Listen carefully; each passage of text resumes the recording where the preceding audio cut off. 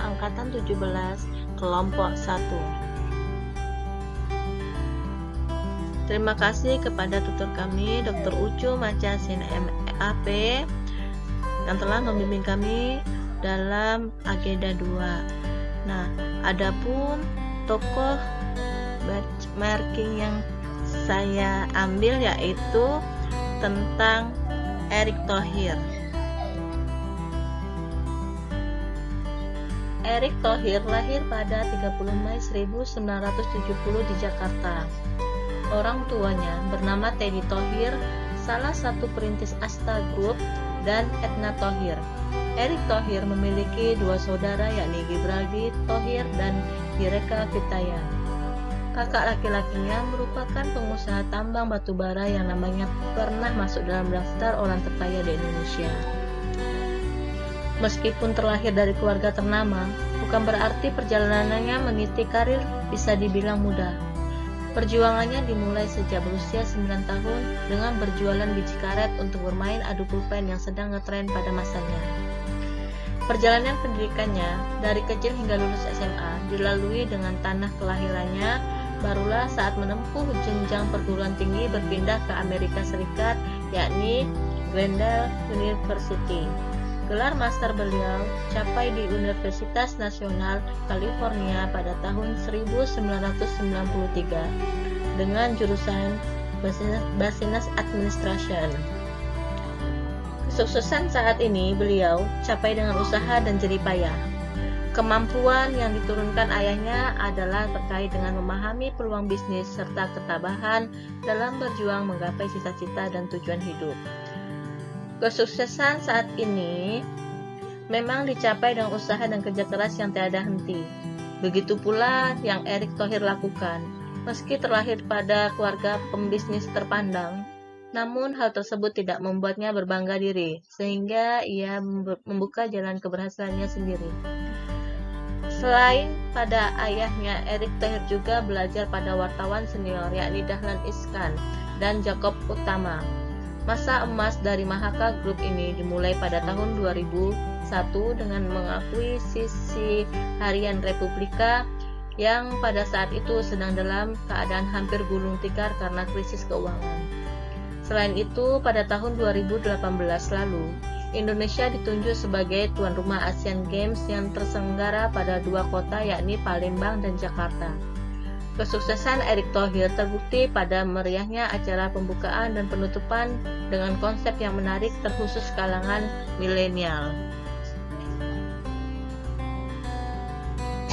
Sebelum menjabat sebagai Menteri BUMN, Erick Thohir adalah pengusaha sukses yang bergelut di bidang media dan entertainment.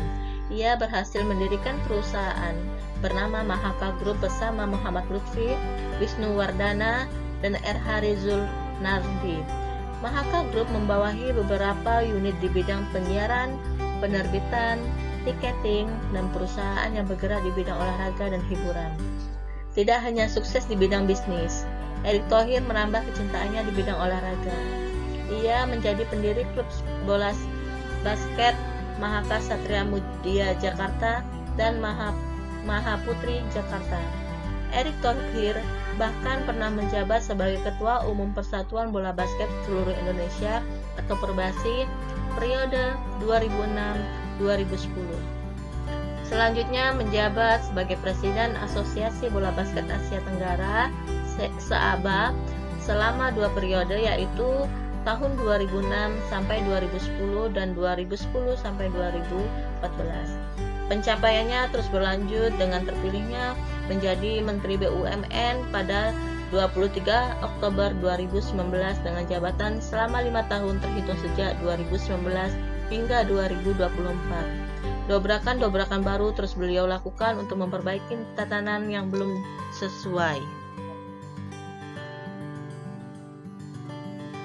Nilai-nilai aneka yang dimiliki oleh Erick Thohir, yang pertama yaitu dari nilai akuntabilitas, menerbitkan peraturan menteri yang mendorong transparansi pengusulan dan penggunaan penyertaan modal negara pada perusahaan BUMN.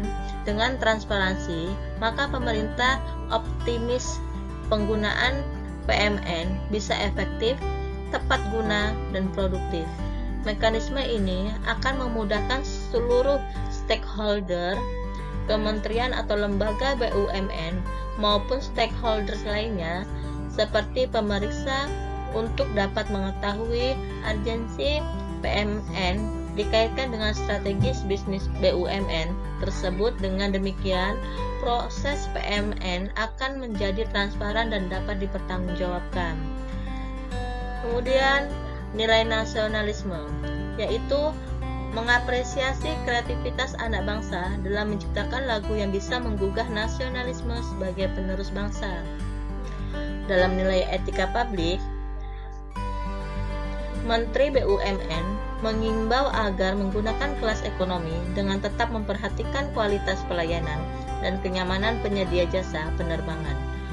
Nah, untuk BUMN yang memiliki kinerja baik dapat menggunakan kelas yang lebih tinggi dari kelas ekonomi, tetapi maksimal kelas bisnis dengan tetap memperhatikan prinsip kewajaran serta kebutuhan dan kemampuan BUMN. Kemudian, nilai komitmen mutu, yaitu dalam memberikan dukungan kepada para pekerja migran, salah satunya dengan langkah PT Taspen, memberikan bantuan kepada Badan Perlindungan Pekerja Migran Indonesia, dan terus memberikan kontribusi sosial kepada masyarakat. Yang terakhir yaitu anti korupsi. 159 kasus dan 53 nama pejabat yang menjadi tersangka tersebut ditemukan berdasarkan data sebelum Erick Thohir menjabat sebagai Menteri BUMN. Melihat adanya catatan korupsi tersebut, Menteri Erick langsung melakukan berbagai upaya perbaikan di kementerian yang ia pimpin. Perbaikan tersebut dilakukan mulai dari perbaikan sistem melalui peraturan menteri hingga melakukan pemilihan jajaran direksi yang memiliki integritas. Menegaskan komitmen untuk tetap transparan dalam bekerja guna mengurangi praktik korupsi untuk mencegah korupsi pada program-program pemerintahan. Menteri BUMN Erick Thohir juga menyebutkan salah satu caranya untuk adalah dengan program Satu Data. Panjang tuh, Mas. Cukup sekian dan terima kasih. Wabillahi taufiq wal hidayah. Wassalamualaikum warahmatullahi wabarakatuh.